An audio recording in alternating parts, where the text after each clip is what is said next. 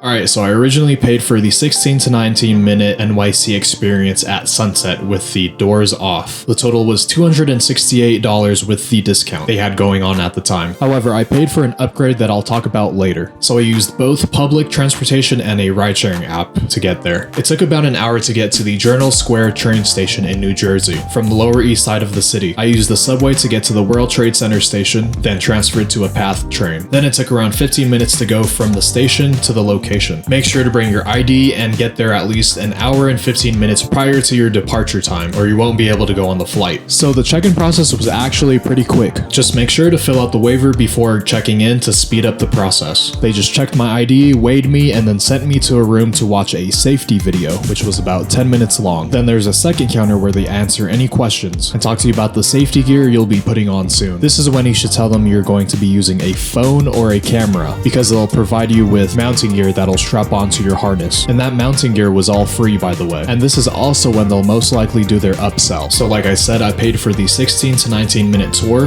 They offered me the 30 to 33 minute tour for $75 extra. I ended up paying $343 for the 30-minute tour, which was actually cheaper than buying the 30-minute tour straight from the site. At the time, it was a $215 difference between the two instead of the $70 that I paid in person. And it seems like the prices are seasonal and also differ if you want to do the tour at sunset or at night. After that, you can put your stuff that you won't be taking onto the helicopter in their free lockers. Then you kind of just wait around to get geared up. They'll go over more safety stuff and you get in the shuttles to head to the helipad, which is about 5 minutes away. You meet your pilot, go over more safety stuff, get seated, then you're off for your tour. So unless you pay for the shoe selfie seat guarantee, you could be sitting in the middle seat or in the cockpit. Just something to think about. Last thing I'll leave you with is that if you opt in for the membership program to receive the discount, make sure to cancel it. I forgot to and was charged a whopping $6. I know, not a big deal at all, but I don't even know what the membership is for, and I couldn't cancel it online, which is pretty gimmicky to me. So I emailed to cancel, and this is what I get. I can only imagine how much more revenue they bring in with situations like this. With all that to say, I really enjoyed the experience. All the workers were nice and helpful, and I definitely think this is something anyone visiting or is new to New York should experience at least once. I definitely want to do this tour at night at some point. And lastly, there are other companies that do helicopter tours and are actually in New York,